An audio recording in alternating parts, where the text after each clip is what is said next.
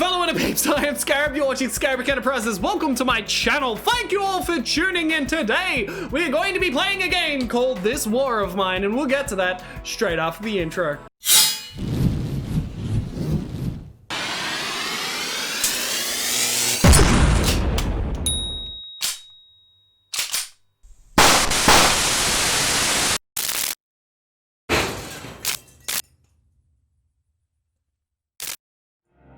Welcome everybody to This War of Mine. Alright, let's get everything on the way. Alright, let's play the game. This War of Mine, the little ones. Alright, let's play. Quickly want to check that everything is everything. Yep, that's good. That hasn't changed since last time whatever, because you can't change the controls in this game, but here we are playing This War of Mine, the little ones on Xbox One X. Here we go, survive. The menu already looks different. I played this yesterday and it was awesome, and I beat it, but I beat it on an easier difficulty. So this time we're going to try it on a normal difficulty and maybe play through the original game before you unlock the I don't know, create my own story game mode, whatever. I don't know. Let's just want to play the game. I want to play the game. It's going to be so good. I do love this game. I hope you guys understand that this game is awesome, and I love it because I love it. It's so good. It's very dark. This game is very dark. It was created by the same developers who made Frostpunk. I think this came before Frostpunk. I'm not 100% on that, but I think this came before Frostpunk.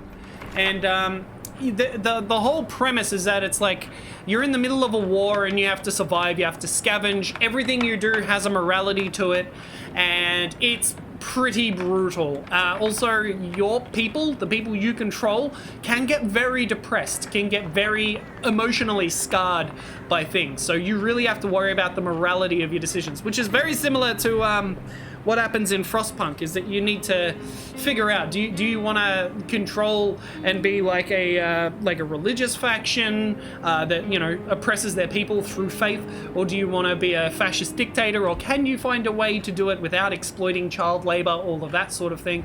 This game is very similar, although this isn't a city builder. This one's just a survival game. You'll see what it's like, but I'm just trying to get you initiated into the game if you haven't heard of it yet. It's very complicated and it's difficult, but it's a very good game where it makes you think about the long-term repercussions for your actions and stuff like that. So I think the premise is you got to survive 40 days in a war-torn country or place. And I think it is randomly generated to a degree as to which areas that you can go to explore to scavenge. Some areas are, you know, they're just abandoned and you can go there and grab as much as you can. But it's also a very patient game. Things take time for everything. Everything takes time in this game, and you have to be wise about what you collect and what you leave behind. Because sometimes when you leave an area, the next time you go to that area, someone else has already come along and looted what else was left. So you got to be really careful and very tactical with what you want to keep and what you want to find, what you want to bring home. So when the Civil War broke out, many people thought it would last a couple of weeks. It's been years since the government military surrounded the rebels in the capital, cutting off all supply lines. The civilian population trapped in the city are suffering from hunger, disease, and shelling. By shelling, they mean being bombed. And that sucks. By mortars, by fucking aeroplane, by everything. We're in the middle of a war zone, buddy. Katya and both Pavle and Bruno before the war. Oh, Kavya met. Oh, right, gotcha. She used to be a reporter while Bruno and his own television cooking show. Had his own television cooking show. My reading is just not improving over time. Pavle, or Pavel, I like to call him Pavel only because, I don't know, it's funny. Pavel was the star of the local football team. Katya even interviewed him once. Now they meet in dramatically different circumstances, looking for food and shelter.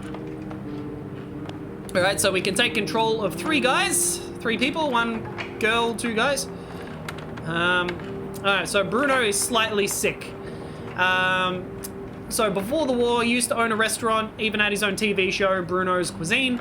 I'm sure you've seen it. I visited beautiful places while I filmed cooking exquisite dishes. All this seems of no importance now, don't you think? Nowadays, you're lucky if you get your hands on some canned meat or a bag of rice. And who knows how long this war is going to last. And as you progress through this, you need to like scroll through the dialogue to see what changes have happened day to day. Over here, we've got Pavel. Before, I know it's Pavle, but it's Pavel to me. Before this whole mess began, I lived with my wife and son in the better part of the city. I haven't seen them in a long time. I hope they're okay. I'm not doing so well, as you can see. Who needs football players during war? Nobody cares about sports when every day they can be their last. So I scavenged the ruins like everyone else, hoping for the best. Now, this guy's a fast runner, and this guy is a good cook, but he's also a smoker, which means that if we collect cigarettes, he'll be smoking them, which is a bad thing. We hate that. And then over here, we've got Katya. I grew up in this city, but we went abroad to study, started working as a reporter. I've been away for years. When the troubles escalated into a war, I picked to write reports on it.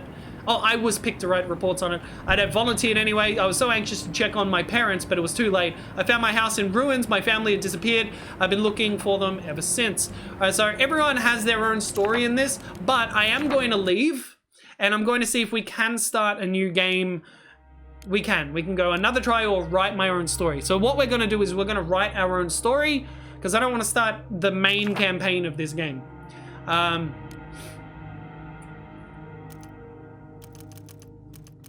So we've got all of these different characters that we can come across.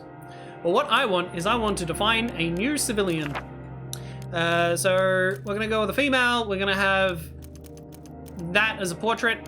This is going to be Sapphire, let's say. I know I always pick the same female names. It's just I like Sapphire and Rain. And Sapphire Rain. I don't know. It just sounds nice. Yep, you, Sapphire, can be not a cop. You can be a pharmacist. And your physique is that one, I guess. Sure. You're a pharmacist.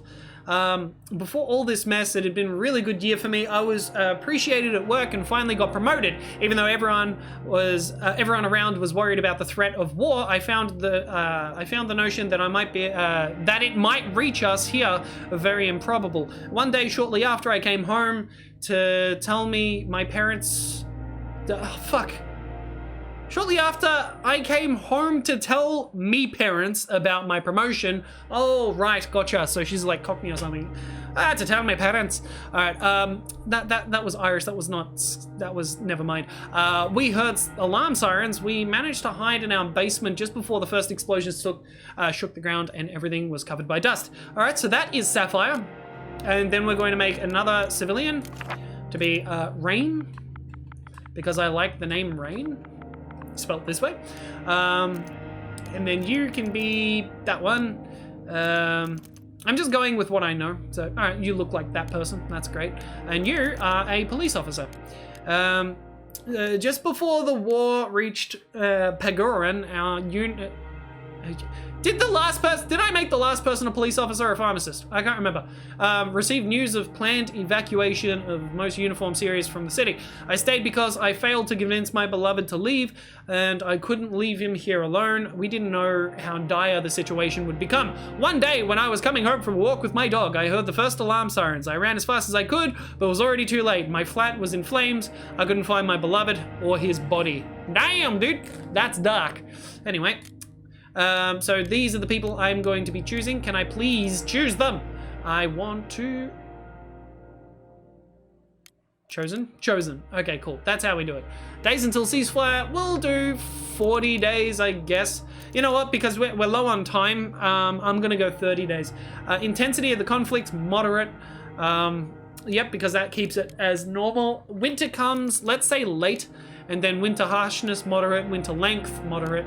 That should work. That should be fine. All right, cool. City map. We need to choose some locations. Old town. We want that. We want an abandoned cottage. We want shelled cottage. Supermarket. City hospital. Garage. ruined block of flats, looted gas station. How many? We need 2 more. Let's go hotel and small apartment building. Oh wait, no, decrepit squat. Yeah, that should work. That'll work. We got 10 areas. All right, we'll get a couple more. Let's get a ruined villa and shelled.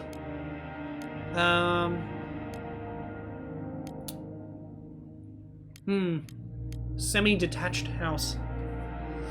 Sure, why not? Let's do that. Oh, hang on. Load city map. I don't have any. Okay, never mind. We're good. We're good. Yep. All right, we selected that. Start my story. Yes, I would like to start my story.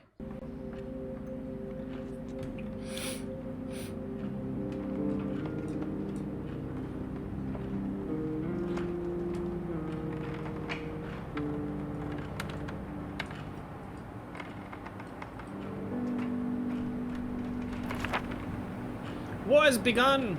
War has been raging for countless months. Besieged city reduced to a sea of ruins by constant shelling. Going outside during daylight is like inviting snipers to target practice.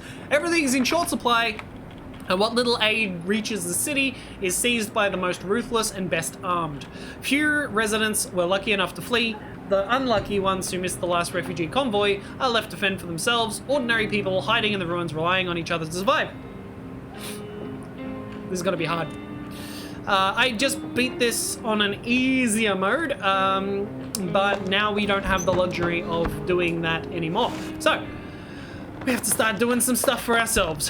What do we have? Do we have anything? Do we start with absolutely nothing? I think we start with absolutely nothing. So, while one person is digging their way to freedom, we need the other person to come and, what am I saying?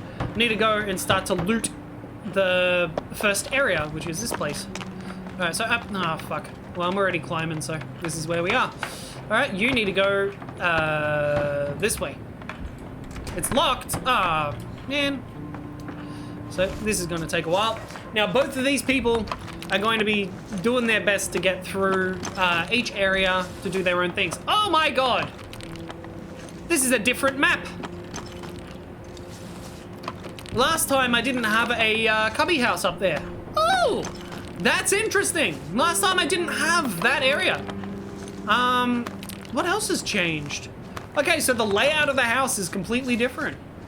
Whoa. That is interesting. I am very surprised by that, but that is cool. So I guess even when you start, it's slightly randomly generated. I like that. I like that a lot. So what we're doing is we're going to clear the rubble. And then we're going to loot as much stuff as possible. Then we're going to try to improve on our surroundings and what we have to do. So you need to go over here and you need to break this down. And we need to start to loot everything. Absolutely everything. All right, you break this down. Now you can go through here and search this. Now we need to be able to find some boards, some food, some supplies. All right, so we got some herbs, got some components, sugar and wood. Good. That's a great start. We want to hold on to as much sugar as possible. They'll come in handy in the long run. Because you can make rum, or alcohol at least with it. Herbs, parts, clean water, and electric parts is great. That's excellent. Water's definitely handy because that's how you cook food. You need water and you also need some sort of like raw meat, raw food sort of deals in order to cook. And some vegetables sometimes as well. Alright, is this locked? This is locked, so we need to dig our way through here. So you need to start doing that. You need to undo this and loot the upstairs. So the whole first day, we need to just make sure that everything is reachable. Now open our way through the house and loot as much as we can. Alright. God damn, I really wish I started at 6 like I fucking planned on doing. Alright, need something to open the lock. Now we can open locks with either a crowbar or a lockpick. We currently don't have either of those. Yep. Alright, keep going. What's this? What do we got? Sometimes you get lucky and you loot a lockpick like I just did now. Alright, so we might use that to open a door. Oh, we got some raw food as well. That's good. It's edible, but would be more nutritious when cooked. So if you eat uncooked food, unless it's canned food, which you can get as well. But if you eat uncooked food, it doesn't cure your hunger. You're still hungry, but it's better than nothing. You have to eat twice as much, essentially. You have to eat twice as much to be able to at least take down 1 bar of hunger. So there's 2 bars that I'm aware of. You don't need to feed them until they're very hungry. So there's hungry and then very hungry. So you don't need to feed them until they're very hungry. And then they've also got some other stuff, which is not just hungry and very hungry. There's some more stuff. Alright, let's just open this door. We just wanted to be able to access this next area, so that's done. You need to go downstairs and lockpick this, and then did you already loot this area? No, but you can. Alright, you need something to open this lock. Oh, you can't lockpick? Are you serious? Why not? It'd be nice if you could. Alright, you go through here. Rebels. Oh, because I used the lockpick on this door. Gotcha, because I'm an idiot. Love that. Alright, so this is the front. Is there anything to loot at the front? I don't think so. Nope. Oh, this is very different. This was not the area that I was originally at. Strange, but interesting. Okay, so now that we've got some supplies, we need to go downstairs. Oh wow, we've got a double staircase too. Oh, that's interesting. I only had 1 staircase in the last one, and I had 2 ladders. All right, so yeah, what we need to do is we need to start to work on things. So we're gonna need a metal workshop. Oh wow, this is gonna be perfect. Oh wow, I really like this location. Yep, we're gonna go here. We're gonna place this here. Now, with the metal workshop, we can make a crowbar or a lockpick or anything, and we can also upgrade it to make better stuff. So I think we have to upgrade it to get a working crowbar or whatever, but I think it's you start off with lockpick. I'm gonna see if I can get a crowbar. I'm gonna see if I can just immediately upgrade it, because if I can, I'm gonna use it. Now, we also need a stove. We're gonna need some other stuff. Actually, we can check what we want here. So our shelter is one depressingly ugly ruin. We should do something about it.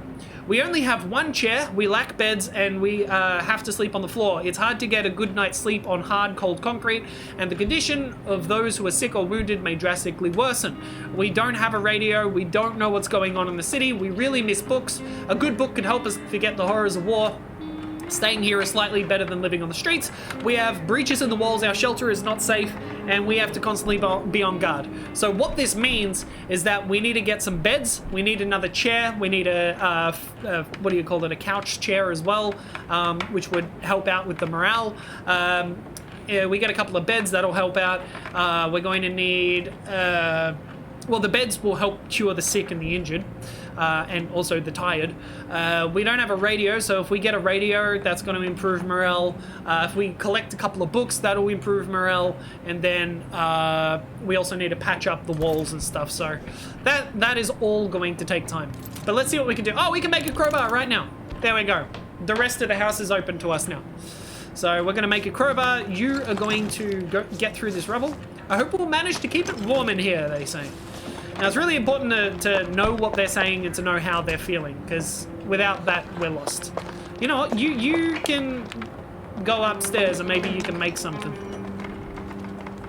And then, I guess our other friend... Oh, shit, the time's almost done. Time's almost up. The ticking of the clock is not the best thing to have at the moment. Alright, so you guys can have a bed over here. I like being on the ground floor, so it's always accessible.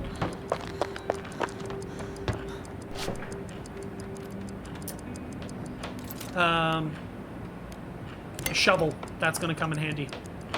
Hopefully we get it done before the time expires, but we won't. Here we are. We need 1 person to stay behind, the other person to scavenge. I'm going to get... Oh no, Sapphire is sick. Okay, so she is definitely sleeping, and actually no, you need to be on guard. And then I'm going to get my police officer with familiarity with guns to go scavenge. And then we're going to go to the abandoned cottage. A family barricaded themselves in. Our neighborhood recently got shelled. Houses are still burning. without meeting anyone. All right, so we're gonna go to the shelled cottage because there's less risk. We don't have to steal from anyone that way. We're gonna take our crowbar. That's all we've got at the moment. We can't even get the fucking shovel because it wasn't completed in time. But here we go. This is our first scavenging mission on this playthrough, at least.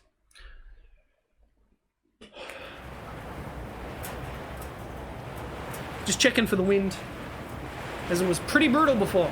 Knocked our power out. All right. House is still burning. Is it safe to go inside? No, it's not. But it's fine. We'll make it through. We always do. It's all good. All right. Now, I don't know what class actually... Oh, that is a lot of good stuff. Oh my god, that is so much good stuff. That's what you want to start with. That is exactly what you want to start with. I could just leave right now, but if there's any food, it might be worth getting right now. If we can get... Oh my god, that's a lot of food. That is a lot of food. We need that food more than we need anything else. Oh, but they got sugar and we got water. Oh, damn, dude. They got so much good stuff. So I'm going to grab the sugar because that's going to come in handy. Though I think the water would have been a better bet. My bad, but I'm sure we'll be fine. Oh boy. All right, let's just search around and see what else is here. Because we might be able to save some time in the future as well. I really don't want to get rid of this food, but I might have to in order to get some painkillers because one of my characters is sick. Only slightly sick, so we don't have to worry about it too much. But what we're going to do now that we have a crowbar is we can open doors that were inaccessible before. And if we do it this time, then we don't have to return with a crowbar and we have an extra inventory slot. So that's what we're going to do now. We're going to work our way through here. Search this. It might say something and give us another area. We're going to search everything and then we're going to clear some room. So we know what's here. There's a lot of good stuff here. So we're definitely coming here on the next run. We want this. We want electric parts. We want as many electric parts as we possibly can find. But right now it's not useful to us. Not at this moment. So what I'm going to do is I'm actually going to get rid of 4 of these. I'll grab one more. We're going to get all of those because those are going to come in handy right away. We need books, but we don't need it right now. So we don't have to worry about that just yet. Don't worry about the little red things that are on the map because that's just mice. There's no one here, but if there is people here, we'd see it from those little highlights. All right, so now we're going to dig our way through here into that area, and then we're going to go upstairs and try to dig our way through into the right side of the building. Because if we do this now, when we return, we don't have to do it again. Now, this person's saying I could really use a shovel. Yes, it would be great to have a shovel. I tried, it didn't work. I had a teacher, my math teacher in year 9, I think, was, actually no, it was probably like year 7. He like his mannerisms was like the bear in the Big Blue House. Like that was his entire mannerism. The way he moved, the way that he spoke, the way that he did everything was very Bear in the Big Blue House, and it was hilarious. Oh my god, we got some moonshine and some bullets. Oh, there's some good shit here, man. There's some good shit. I'm definitely gonna have to come back here, but I can't do it right now. There's nothing I can do right now. So all I can do is dig up this shit until morning and then head back. But tomorrow night we can come back and get some more good stuff. But right now what we need to concentrate on is building this area. I mean, building our base and making sure it's safe. We need to get as many weapons as we can early on to defend, because we will get raided, and when we get raided, they're gonna steal our supplies, and that sucks. So we really need to start working on our shelter. And sometimes you can find people who want to join your shelter and they can have more inventory space. Now, I don't know what class has that, like an expert scavenger or something. You get like an extra 3 item slots. But I just don't have anyone that has that at the moment. We've only got like 10, I think. We got like 10 areas. Let's check. No, we got 12. So there's another guy that can come along and can give us 15 item slots. So he can carry items and stuff and loot more, which is really good. Oh man, we got so much good shit here! Some good shit! Some good shit! I do like, oh no, we just got another power fluctuation. All right, guys, if this runs out again, I'm gonna be real pissed.